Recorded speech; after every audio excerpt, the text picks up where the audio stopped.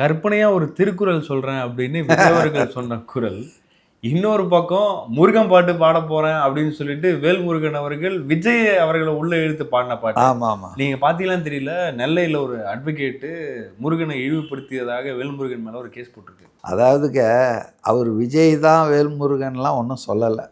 அதாவது அவர் அதாவது அவர் உக்காந்துட்டு இருக்காரு. நீன்னும்போது அவர் அந்த பாட்டை தான் பாடுறாரு.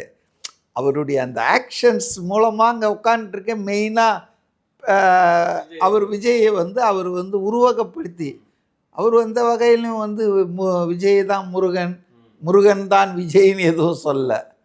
அதாவது நீ உன் அப்படின்னும்போது அவர் கை காட்டுறது சைகை பண்ணுறதெல்லாம் நமக்கு புரியுது. அதாவது அவர் விஜயை வச்சு தான் பேசுகிறாருன்னு. ஆனால் அது வாயால சொல்லலை. ஆமாம். ஆனால் அவர் பாட்டு வந்து முருகன் பாடல் தான்.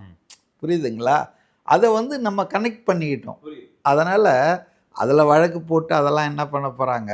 நியோமேட்டின் ஹேர் growth லோஷன். இது சாதாரணமான ஹேர் ஆயிலை விட பல மடங்கு வேகமா ஊடுருவி முடி கொட்டுறது, அடர்த்தியின்மை, சிறுவயது வழுக்கை போன்ற பிரச்சனைகளை தடுத்து முடி அடர்த்தியா வளர உதவுது.